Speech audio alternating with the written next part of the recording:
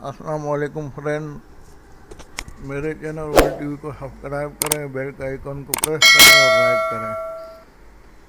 Friend, आज आपके लिए मैं एक वीडियो के ऊपर रिएक्शन करने जा रहा हूं, जिसमें Dawood Ibrahim underworld mafia don जो इंडिया के हैं उनकी बारे में कुछ बताया गया, रिपोर्ट किया गया है। इंडिया के न्यूज़ चैनल की ये रिपोर्ट है, तो बड़ी इंटरेस्टिंग वीडियो है। आप भी देखिए, मैं भी देखता हूँ और एंजॉय करते हैं। तो चलो शुरू करते हैं वीडियो। नमस्कार, मैं हूं शम्स ताहिर खान और आप देख रहे हैं वारदात। आज से ठीक 10 साल पहले दाऊद इब्राहिम की कहानी हमेशा हमेशा के लिए खत्म हो जाती। 23 जुलाई 2005, जी हाँ, यही वो तारीख थी दाऊद की मौत के लिए तय की गई थी। यही वो तारीख जिस दिन दाऊद की बेटी का वलीमा यानी रिसेप्शन था।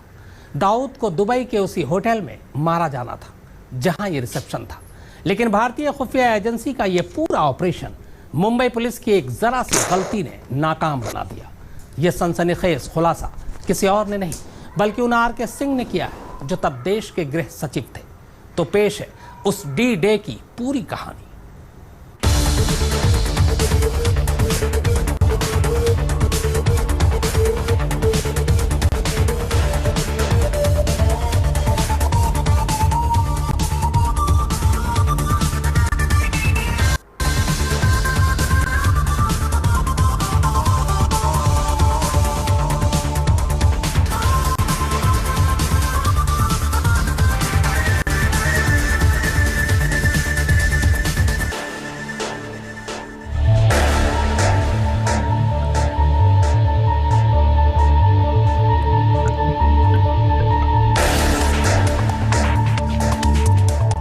दाऊद इब्राहिम की बेटी मारूख शेख का निकाह पाकिस्तानी क्रिकेटर जावेद मियादाद के बेटे जुनैद के साथ मक्का में होने जा रहा था। निकाह की खबर बेहद गोपनीय रखी गई थी, बस गिनती के लोगों को इसकी खबर थी।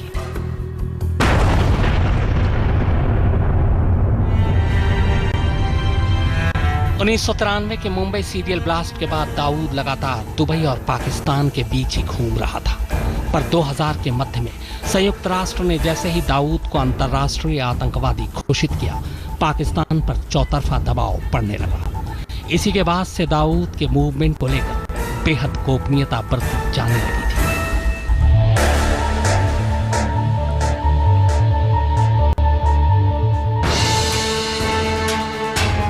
मक्का में दाऊद की बेटी की निकाह की खबर नई दिल्ली तक पहुंच चुकी थी। अचानक सारी एजेंसियों के कान खड़े हो गए। मौजूदा राष्ट्रीय सुरक्षा सलाहकार अजीत डोभाल तब बस 5 महीने पहले ही जनवरी 2005 में आईबी यानी खुफिया ब्यूरो के निदेशक पद से रिटायर हुए थे।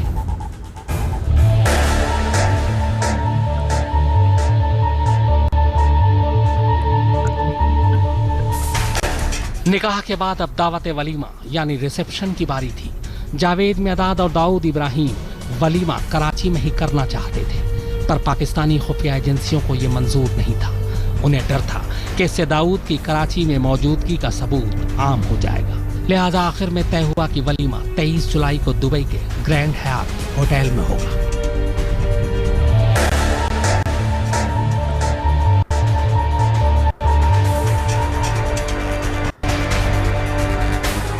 दुबई के ग्रैंड हयात होटल में वलीमा की खबर नई दिल्ली तक भी पहुंच चुकी थी।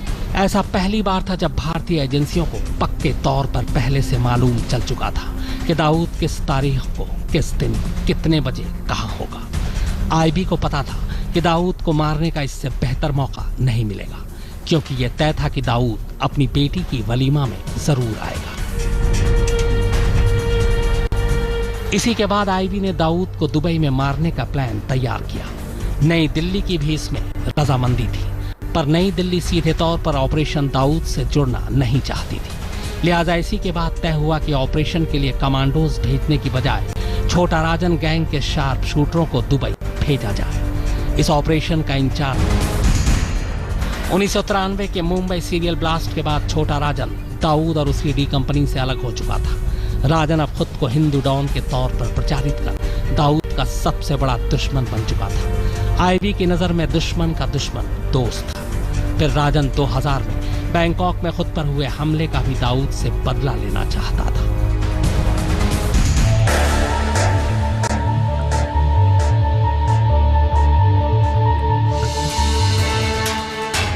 प्लानिंग के तहत ऑपरेशन दाऊद के लिए छोटा राजन ने अपने दो सबसे भरोसेमंद शार्प शूटर विकी मल्होत्रा और फरीद तानाशाह को चुना।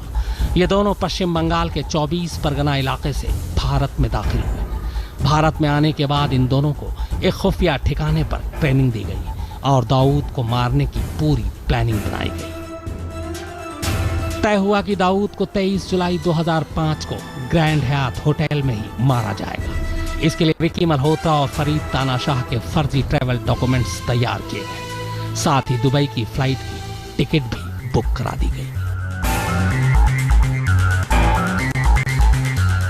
भारतीय खुफिया एजेंसी का यह अब तक का सबसे बड़ा और सबसे अहम ऑपरेशन था। अब तक सब कुछ प्लानिंग के हिसाब से ही चल रहा था।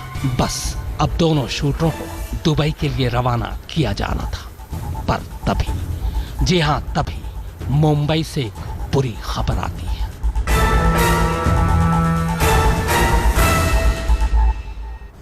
दरअसल दाऊद को लेकर नई दिल्ली में दो सोच काम कर रही थी। एक, जो पाकिस्तान पर अंतर्राष्ट्रीय दबाव बनाकर दाऊद को कानूनी रास्ते से भारत लाना चाहती थी। दूसरी वो, जो हर हाल में दाऊद को जिंदा या मुर्दा दबोचना चाहती थी और इसके लिए वो किसी भी हद तक जाने को तैयार थी।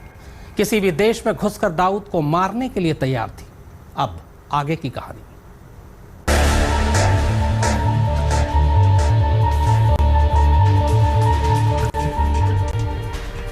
आईबी का ऑपरेशन बेहद गोपनीय था। नई दिल्ली के अलावा एजेंसी के गिने चुने लोगों को ही इसकी भनक थी। पर ऐन ऑपरेशन दाऊद से पहले मुंबई पुलिस को राजन गैंग के शूटरों विकी मल्होत्रा और फरीद तानाशाह की भारत में मौजूदगी की खबर लग जाती है। अगर वो पूर्व गृह सचिव आर.के. सिंह की माने तो मुंबई पुलिस में दाऊद के कई मुखबिर हैं जो दाऊद के लिए काम करते हैं। उन्होंने ही पूरे ऑपरेशन को नाकाम करने के लिए जानबूझकर अड़ंगा लगा दिया।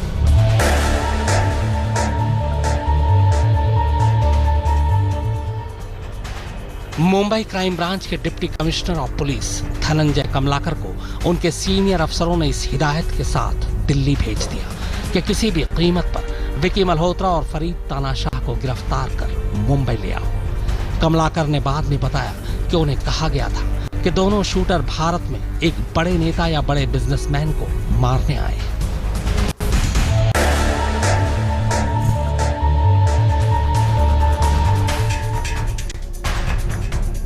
इधर आईबी मुंबई पुलिस की इस कार्रवाई से बेखबर प्लान को अंजाम तक पहुंचाने की आखिरी तैयारी में जुटी थी। एक शाम अजीत डोभाल राजन गैंग के दोनों शूटरों को नई दिल्ली के एक होटल में आखिरी ब्रीफिंग दे रहे थे। होटल ग्रैंड हयात के ब्लूप्रिंट के साथ ये तय हो रहा था कि वो कौन सी सबसे बेहतर जगह है जहां शूटरों को तैनात किया जाए। मगर तभी उसी वक्त होटल में धनंजय कमलाकर की टीम पहुंच जाती है और विकी मल्होत्रा और फरीद तानाशाह को गिरफ्तार कर लेती है। हमारी जानकारी तो ये है कि कुछ लोग भी सिलेक्ट हो गए और उनको ट्रेनिंग भी दी जाने लगी, लेकिन दाऊद इब्राहिम, मेरा यह मानना है कि दाऊद इब्राहिम के बहुत सारे कुछ लोग पेरोल पर हैं, अभी थे मुंबई पुलिस में या व्हाटएवर। कुछ भी हुआ, उन्होंने मुंबई पुलिस को खबर करवा दिया कि फलाना फलाना यहाँ पर है। क्यों पाकिस्तान पहुंच गए? नहीं, फलाना फलाना यहाँ पर ट्रेनिंग में है, तो वो आ गए। अजीत डोभाल मुंबई पुलिस की इस हरकत से सख्ते में आ जाते हैं।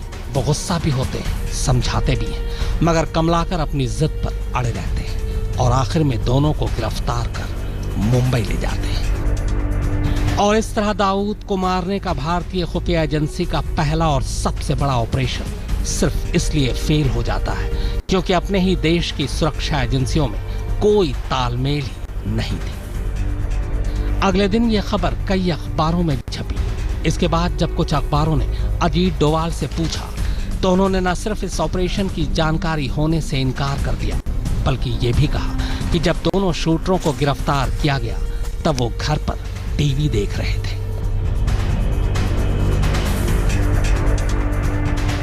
मुंबई पुलिस के तत्कालीन पुलिस कमिश्नर ए.एन. राय से जब इस बारे में आज तक ने पूछा तो उनका भी कहना था कि एक गोपनीय ऑपरेशन था और इस बारे में वो सार्वजनिक तौर पर कुछ नहीं कहेंगे।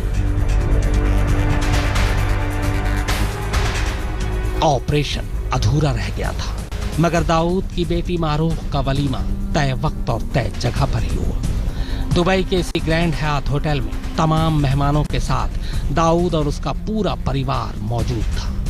क्या पता अगर आईबी के प्लान के बीच ऐन वक्त पर मुंबई पुलिस ना आती तो 23 जुलाई की तारीख बन जाती। उधर गिरफ्तारी के बाद जून 2010 में फरीद तानाशाह की भारत नेपाली गैंग ने हत्या कर दी। भारत नेपाली ने राजन गैंग से अलग होकर अपनी गैंग खड़ी कर ली थी, जबकि विकी मल्होत्रा को मुंबई की मकोका कोर्ट ने 5 साल की सजा सुनाई थी। पर जमानत पर बाहर आने के बाद से विकी मल्होत्रा अब तक गायब है। आज तक ब्यूरो।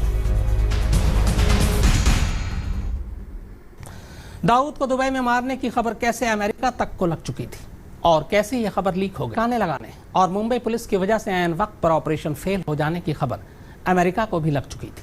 दुबई के जिस ग्रैंड हयात होटल में दाऊद की बेटी का रिसेप्शन था, दरअसल वो अमेरिकी कंपनी का होटल है।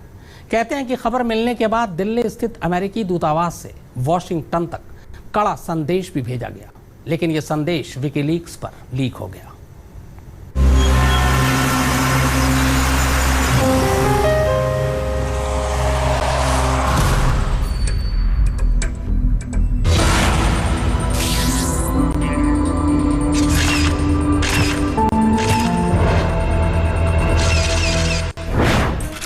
अगस्त 2005 सुबह 9:38 अमेरिकी दूतावास नई दिल्ली।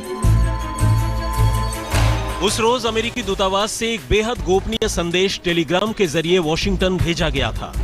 इस संदेश की हेडलाइन में कहा गया था, दुबई में बैठे हुए भी आतंकवादी दाऊद इब्राहिम भारत को सता रहा है। इस टेलीग्राम में अंडरवर्ल्ड गैंगस्टर विकी मल्होत्रा और फरीद तानाशाह की दिल्ली में गिरफ्तारी का जिक्र था और इस बात पर गौर किया गया कि क्या इन दोनों से भारतीय एजेंसियों ने दाऊद इब्राहिम को मारने के लिए डील की थी। इस संदेश की सबसे खास बात यह कही गई कि विकी मल्होत्रा और फरीद तानाशाह की गिरफ्तारी के बाद उस वक्त के मुंबई के पुलिस कमिश्नर एन रॉय ने असलम मोमीन नाम के एक सीनियर पुलिस इंस्पेक्टर को बर्खास्त कर दिया था। असलम मोमीन मुंबई पुलिस का एनकाउंटर स्पेशलिस्ट था, लेकिन उसके दाऊद और उसके घर वालों से भी रिश्ते थे। दूतावास के उस संदेश की माने तो दाऊद ने ही असलम मोमीन को विकी मल्होत्रा और फरीद तानाशाह को दिल्ली में गिरफ्तार करवाने की टिप्स दी थी। असलम मोमीन की वजह से आईबी का दाऊद इब्राहिम को मार गिराने का प्लान नाकाम हो गया था। वॉशिंगटन में भेजे गए संदेश में दुबई के ग्रैंड हयात होटल में अंडरवर्ल्ड डॉन की बेटी के रिसेप्शन के आयोजन पर भी सवाल उठाते हुए कहा गया था, हमारे भारतीय संपर्क हैरान और नाराज हैं कि कैसे दाऊद इब्राहिम इस तरह की ढिठाई के साथ खुलेआम पार्टी आयोजित कर सकता है। अमेरिकी सरकार को आतंकवाद पर जीरो टॉलरेंस का एक मजबूत संदेश देना चाहिए।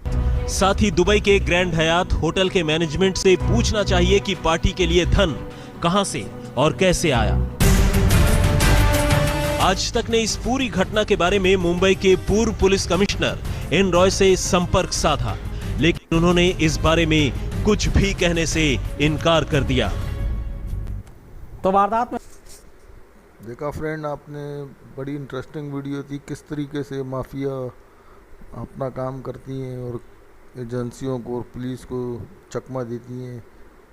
तो इस तरह की मज़ीद इंफॉर्मेटिव वीडियो और इंटरेस्टिंग वीडियो एंजॉय करने के लिए मेरे चैनल वर्ल्ड टीवी को सब्सक्राइब करना ना भूलें और बेल के आइकॉन को भी प्रेस करें ताकि मेरी हर नए आने वाली वीडियो की नोटिफिकेशन आपको मिलती रहे। और आज तक के लिए कितना ही, अब मुझे इजाज़त दीजिए। अल्लाह हाफिज़।